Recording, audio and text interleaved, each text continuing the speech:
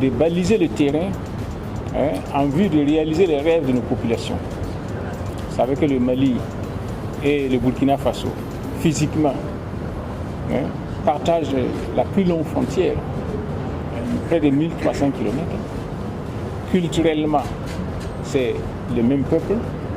Alors donc, et les populations nous font comprendre qu'il est temps que nous allions ensemble, que nous regardions dans la même direction.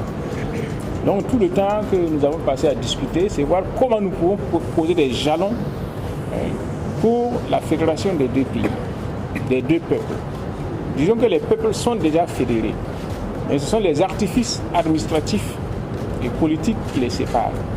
Donc comment nous pouvons essayer de mettre de côté ces artifices-là afin que les peuples puissent se rencontrer et aller ensemble beaucoup plus facilement. Et donc dans cette perspective, une grande commission mixte va bientôt se réunir à Bamako pour baliser le terrain, renforcer la coopération et faire en sorte que les pas que nous posons puissent être plus ou moins définitifs et qu'il n'y ait pas un retour en arrière. C'est ça notre objectif.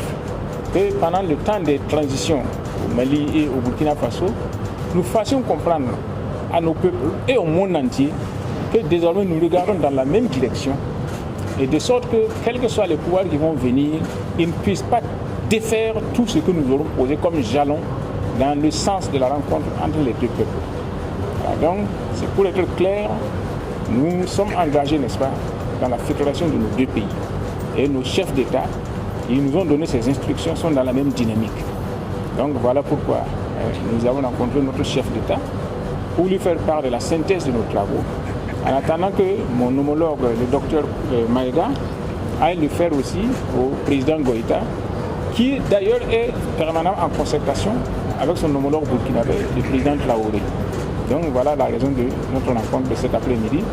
Alors nous sommes vraiment très honorés de nos amis et frères maliens qui sont venus en grand nombre, voilà, et qui vont participer au FESPACO demain. Vous savez que c'est le Mali qui est le pays invité d'honneur, ce n'est pas un hasard.